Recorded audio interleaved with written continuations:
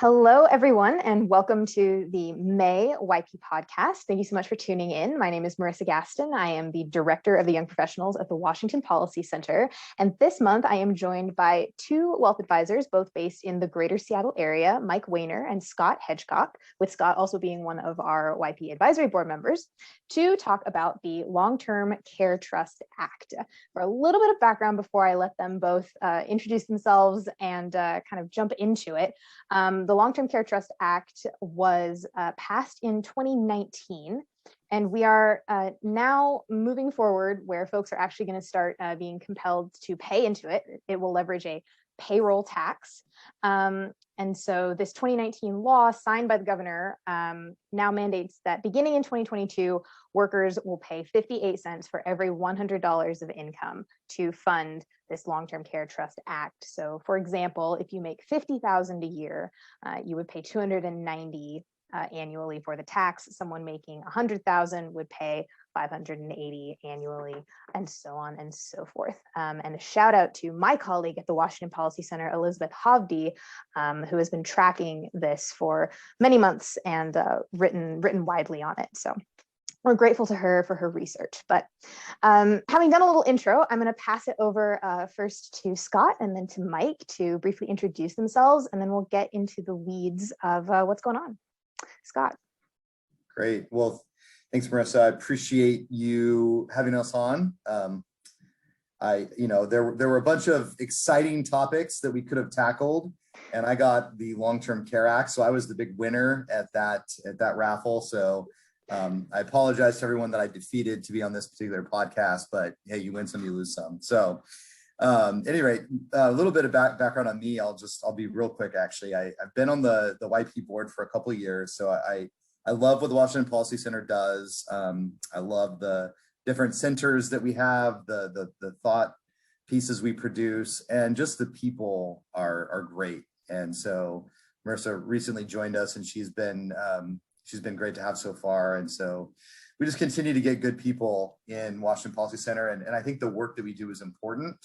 I think it's unique in the state of Washington, and probably if I went to other states, I bet it would be unique across the country that we have some resource like this. So we are going to tackle something that could be potentially, some people say, a little dry, but hopefully we'll also get to have a little fun, even as maybe we make fun of the act a little bit, and we'll dive into it. But I've worked in wealth management for about 16 years. I don't specialize in long-term care, but I'm able to read, and I'm even able to read what the government puts out.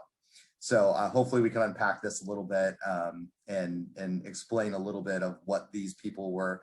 We'll try to discern what they were actually trying to do, and then we'll tell you what the long-term impact is going to be. So that's where I'm at. Definitely not a long-term care expert, but neither were they. So I think we're all on the same page when it comes to that. So that's my thought. I guess we'll kick it over to Mike. Great. Well, thanks, Scott. Thank you, Marissa, for inviting me into this podcast, and I really appreciate it. I've been in wealth management for about 10 years, and my practice revolves around like financial planning, and one of the major aspects when you get into retirement is whether or not a long-term care event will be a problem for that. So like Scott, I don't specialize. It's not the focus of my business, but as an overall planning tool, long-term care is a big deal.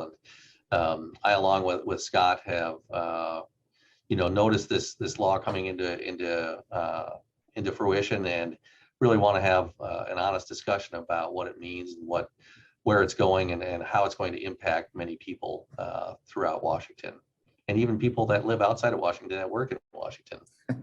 We'll get no benefit. Yeah, exactly. Preview coming distractions there. Yeah.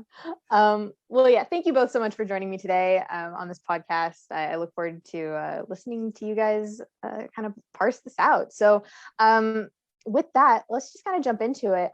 Could you first just kind of explore the specifics of the law? Like what exactly does it say? Could you explain that to our listeners? Yeah, Mike, you want to tackle this one? I'll take a first stab at it. Sure. The Washington Long-Term Care Trust Act is designed to provide some long-term care benefits to beneficiaries. There's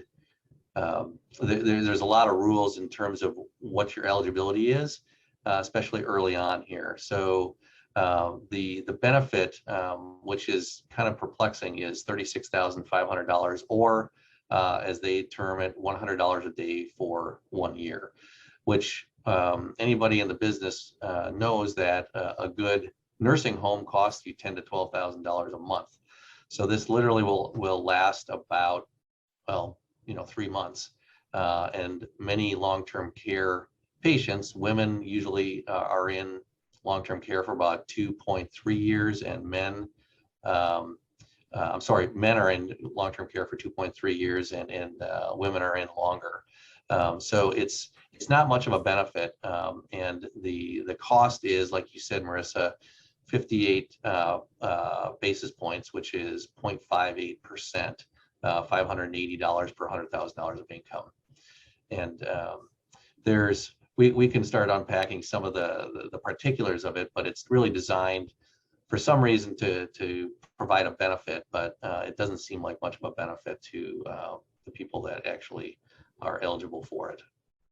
Right. And just to kind of summarize the essence of that, and to restate, for every $100 that you are making, this is a payroll tax, and 58 cents comes directly out of that before you even see it, simply by virtue of working in the state of Washington starting January of next year. Mm-hmm. That's correct. Yeah. And just to note, and there's no cap on earnings. So unlike some other wealth redistribution plans that the state has cooked up, or the government's cooked up, where they at some point stop taking money from you toward the black hole that they call their program, this one never stops. So the fund just keeps on going as you continue to earn more money, even as your benefit does not increase. So it really is, in that sense, and it's an attempt at, they called it the WA Cares Act, the WA Cares Fund Act. So you know that it probably also means they don't really care, because generally government titles on bills, they do the opposite of what they actually say. So that's how you know it's not going to be a good one, because they named it something good. It means it must be pretty bad. Oh man, Scott coming in with with the cynicism there. Oh, sorry, my. I'm over 40 now, so I've just, the idealism of my youth is gone, and I'm just straight up cynical about government. But Right. One of the things we were talking about earlier was kind of why did the state of Washington do this? So to be as fair as I can be to them, there's some numbers behind it. So the numbers go like this: Washington will spend about $4 billion on Medicaid funded long-term care by 2030. Mm-hmm. So that's what the actuaries have projected out. So that's what they're thinking they're up against. And so by that time, the WA Cares Fund is projected to save approximately $12.5 million per year, or about 0.31% of the state's Medicaid budget. So really what they're trying to do, to put it simply, is so Medicaid is it's a federal program, but it's run through the states, right? And so there's this giant cash bag of Medicaid money that gets filtered down to the states, and the state of Washington is burning up a lot of their money on long-term care. So what they're attempting to do is to try to collect that from people who are receiving wages in the state of Washington, particularly people who are employees. So I will just say I'm technically self-employed. So folks like myself, this doesn't apply to, right? So if you aren't getting a W-2, then you're going to be exempted from this until you go back into working in a W-2. If you ever go back to working in a W-2 environment where you're actually receiving wages as an employee, and then it will kick right back in for you. Yeah, and Scott, it seems like, based on the benefit or the difficulty of getting the benefit too, it's really a ploy to fill the coffers for the Medicaid budget, which seems to be a challenge over the next number of years. I just wish it was sold that way as opposed to actually giving some kind of benefit.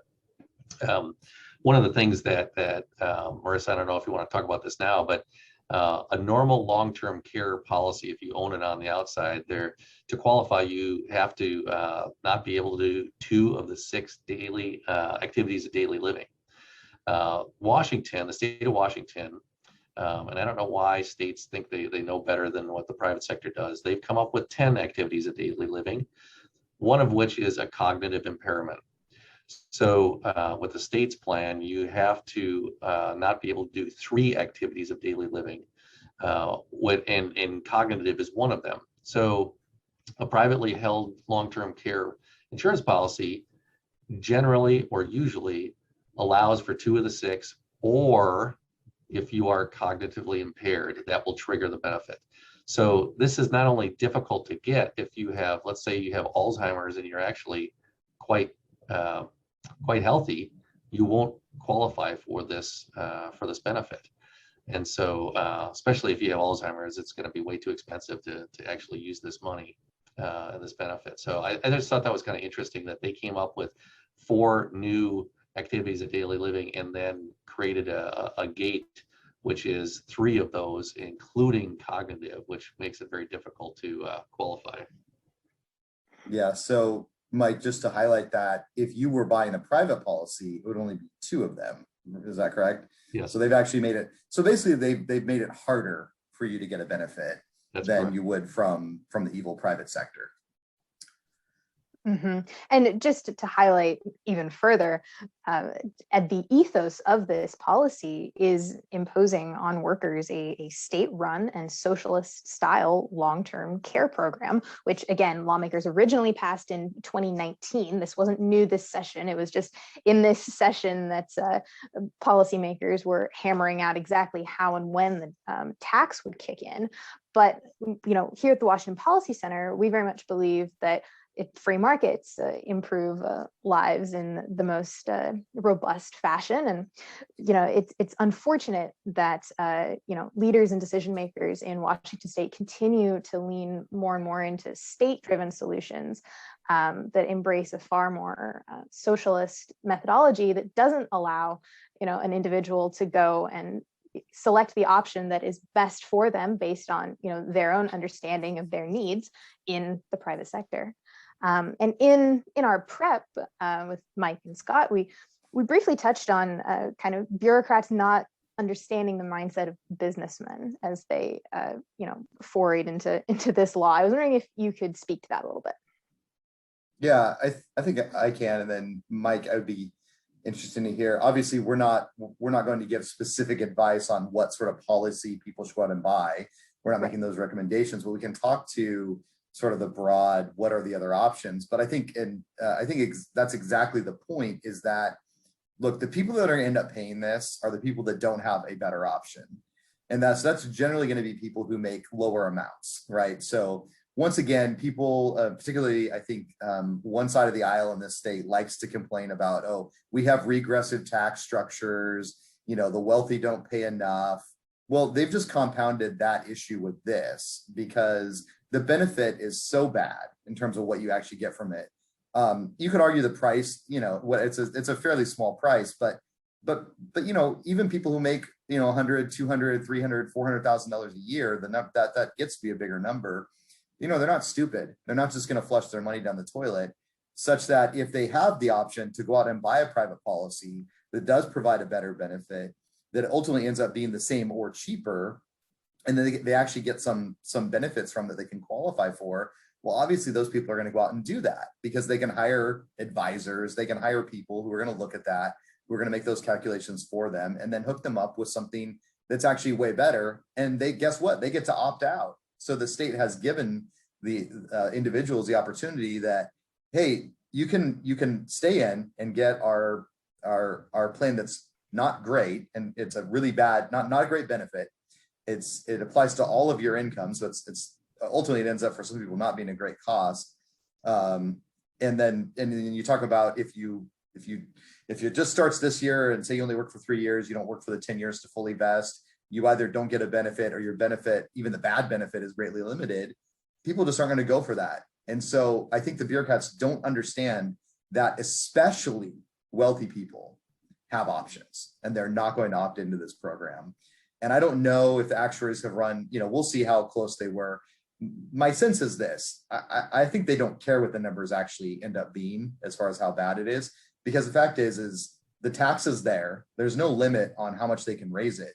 They've started it low to get it passed, and it's just going to continue to go up and up and up. And perhaps they made it as low as they did so that it does blow up and it doesn't work out. And then that justifies them bailing it out with an even bigger tax down the road.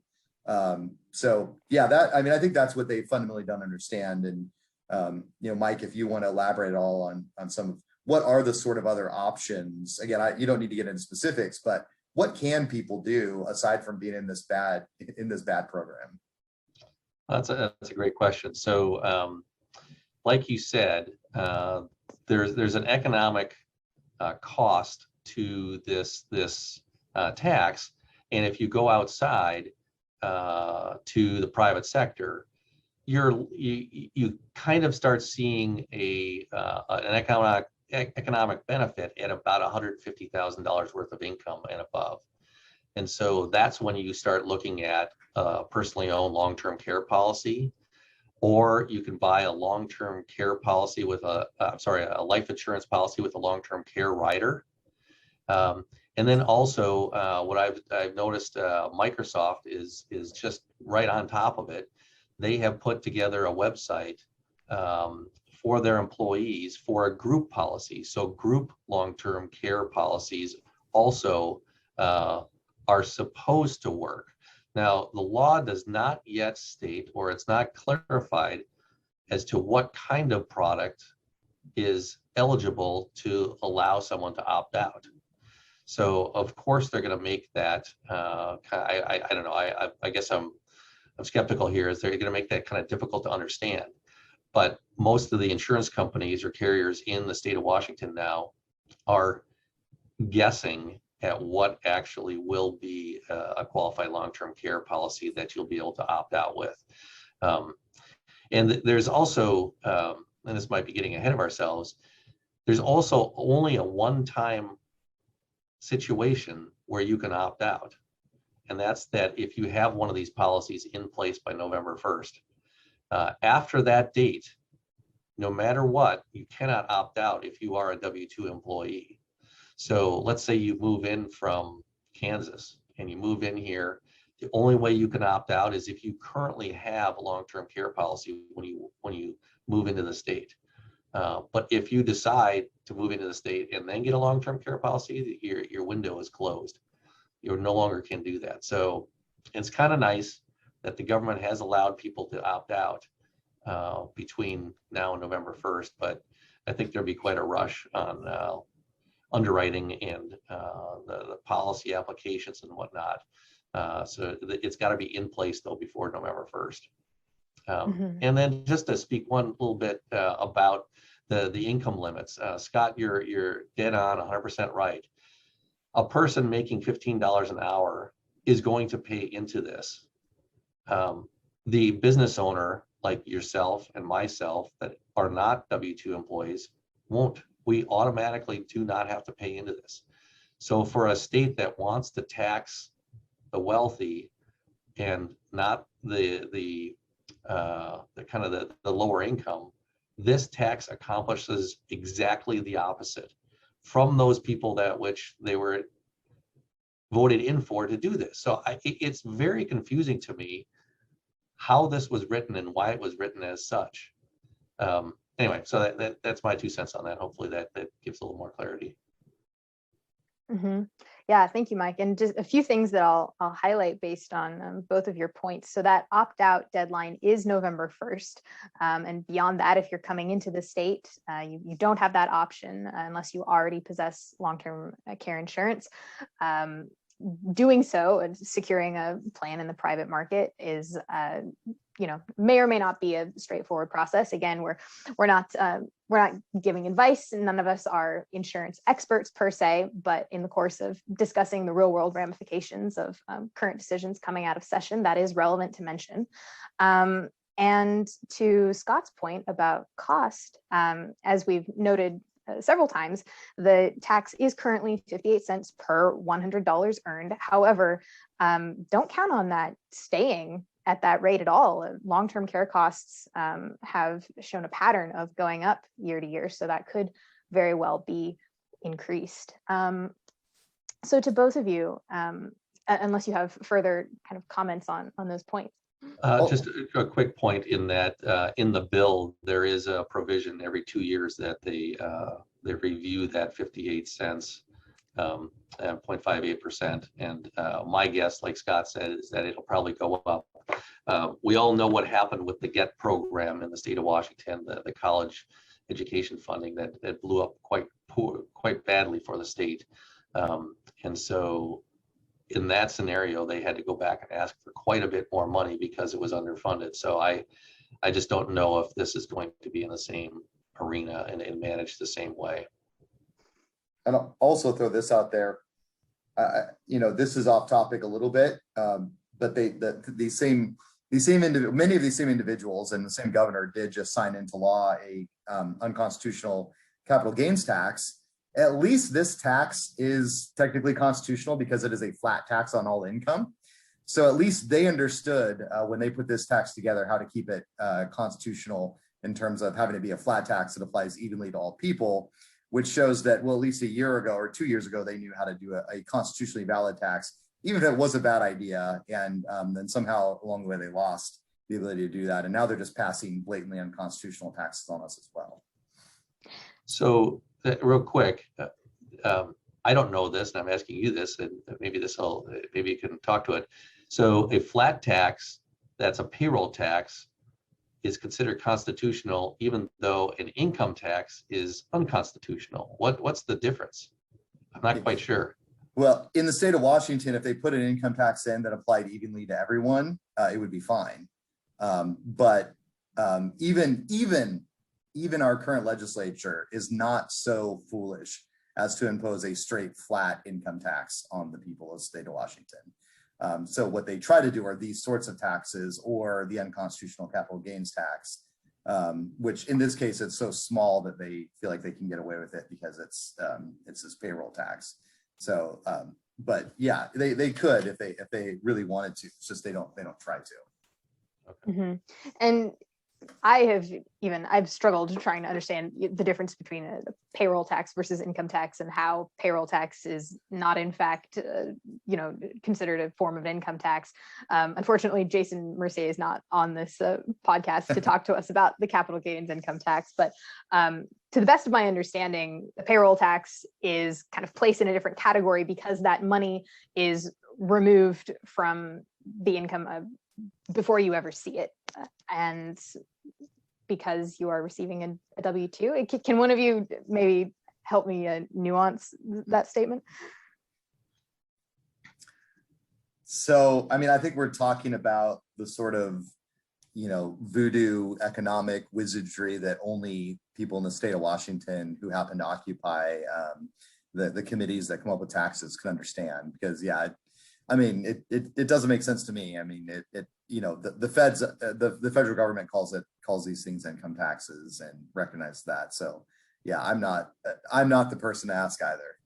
Yeah, no, I think my point was poorly articulated there because to me it just seems to be a loophole. So yeah. At any rate, I think, Mike, a few minutes ago, you made an excellent point too about the disproportionate effect that is likely to be felt as a result of this tax on lower income earners versus those who are self-employed, business owners, so on and so forth. And I would just ask you both, how might the impact of this law be felt in our state 10 to 20 years down the line? Well, in the push for a $15 minimum wage, you're actually not getting $15 because you've got to pay this tax. And so I think down the road, you just have this continual push for higher wages for things like this to pay for the taxes. And I sometimes get disappointed in our media and sometimes our government for not adding tax to our inflation rate. we all know, those of us who own a house have seen our houses go up 10 to 15% over the last 10 years in terms of the tax that we have, property tax.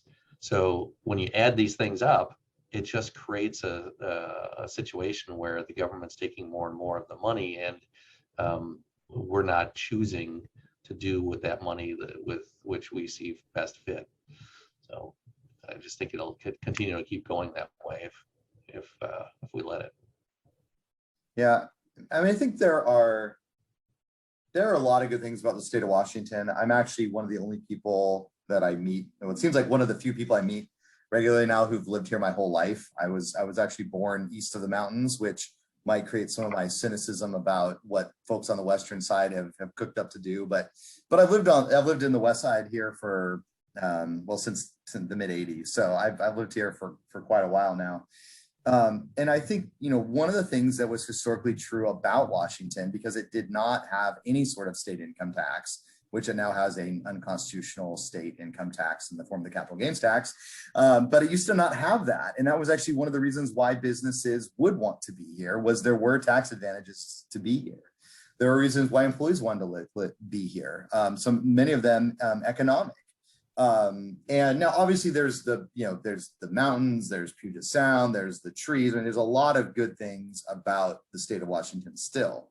But at some point, and I don't know when that is, but I think we're getting closer to it with this, at some point, you will continue to drive businesses away. You will make it less attractive for employees to want to work here.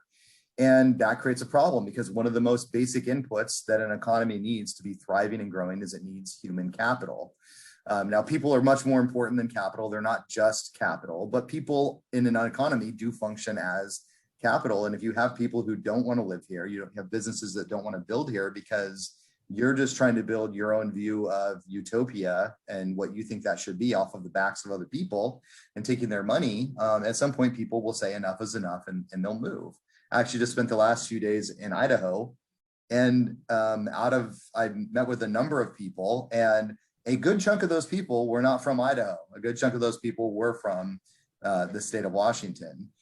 So just, right now, go and try to buy a house in Moscow, Idaho, or in Boise, Idaho, and you can't do it because there's so many Californians, Oregonians, Washingtonians, and other people moving there.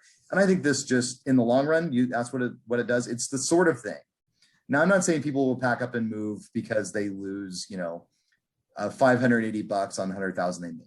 But it sets the trend. It's one more straw on the camel's back, and it will go up and it will get worse. And it just sets the precedence that we are not a state that is interested in free market solutions, in growing the pie, and in benefiting everyone. We continue to be the state of lazy ideas, of bad policies that just simply seek to take from some to try to give to others in the most inefficient ways that ends up not even really benefiting people. And I think, that's the best construction I can put on it, to be totally honest about what these people are doing.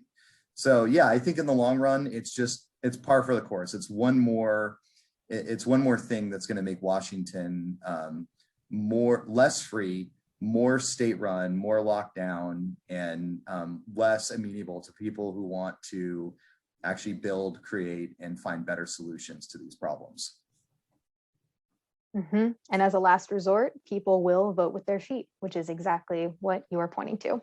Oh. And Scott, I think that you've just done a pretty fabulous job of kind of wrapping up our podcast with a summary pitch there. I appreciate it. Mike, do you have any final thoughts to offer?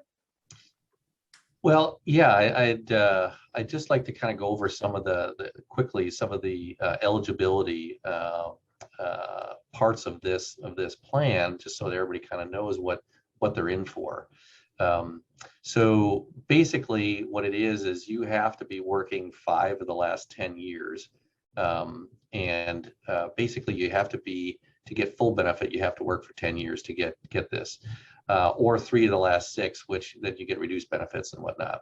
So essentially, if you are 63, you might pay into this for a number of years before retirement and not even actually get a benefit, nor people that are in retirement will get a benefit from this. Those that are living in Portland, Washington, or Portland, Oregon, and maybe working in Vancouver, they will not get a benefit because they're not living in the state of Washington. If you decide to move from the state of Washington to retire in Arizona, California, Idaho, Montana, you will lose your benefit. You will not receive anything from the state. So again, this is just about W-2 employees. W-2 income is the only thing that gets taxed. So if you have a W-2, if you're making $300,000 or $15 an hour, you will be taxed this. There is a way out, and there's a way to opt out, and you have until November 1st. I'd say October 1st to get your applications in or whatnot. But in summation, and much like what Scott says, it's not a benefit that most people will realize. So if you're actually on Medicaid, you're going to get state funded care anyway. So the $36,500 benefit really does not do much for most of the people that Medicaid is actually for. So it's a very confusing law to me, but understanding kind of the motives of taxation is really where this bill lies. Mm-hmm. Yeah, and Marissa, I'll throw one more thing in. I think the people of the state of Washington, the good people of the state of Washington, have actually weighed in on this, because this was a tax that was created by the state legislature and went through the state house, then the state senate, and then it was signed by Jay Inslee. And but in November of 2019, there was advisory vote number 20, which told the people about this in the general election. And it said the legislature imposed, without a vote of the people, an additional wage premium for long-term care services, costing an indeterminate amount for its first 10 years of government spending, should this tax be repealed or maintained. The advisory vote actually failed horribly. 38 of 39 counties, there's only one crazy enough to like this, that's King County. They were the one outlier. So King County liked it, nobody else did. Kind of makes sense. But when that message was put to the people who created the bill, it was an advisory vote, so they couldn't change it. But they said this vote changes nothing. So the peasants can complain, the peasants can say they don't like it, but it changes nothing. So until people start thinking about how they vote in November and how are they speaking to their representatives and who are they putting up, none of this will change. It will just continue to be the same thing. Mm-hmm. And it's so unfortunate how stifling it is too, especially cropping up in our beautiful state of Washington, which is one that has brought the world Microsoft and Amazon and REI and any number of other, extraordinary, innovative entities. So what a contrast indeed. Thank you both very, very much for joining the YPs and coming on this podcast today to talk about the Long-Term Care Trust Act. Listeners, I hope that this conversation has been of value to you. Thank you for tuning in. I'll give a quick plug for some upcoming YP events that we have going on. We have our next members-only June book club happening on the 3rd of next month. So that's Thursday, June 3rd, in-person and virtual options from 7 to 8 p.m. that day. We are reading Up From Slavery, which is the autobiography of Booker T. Washington. We also have a early summer social over in Tri-Cities at Anilari Winery, beautiful location, on June 10th. And finally, an event that I am especially excited for. Dr. James Lindsay is coming to speak to the young professionals alongside Lieve Finna, our Education Center Director, in a virtual event on Wednesday, June 2nd, and they will be discussing critical race theory, what it is, and how it impacts you. This is a free virtual event, and I very much hope that all of our listeners will consider spreading the word and tuning in for that. Thank you once more to Mike and to Scott for joining us today. My name is Marissa Gaston. I am the Director of Young Professionals, and have an excellent rest of your day.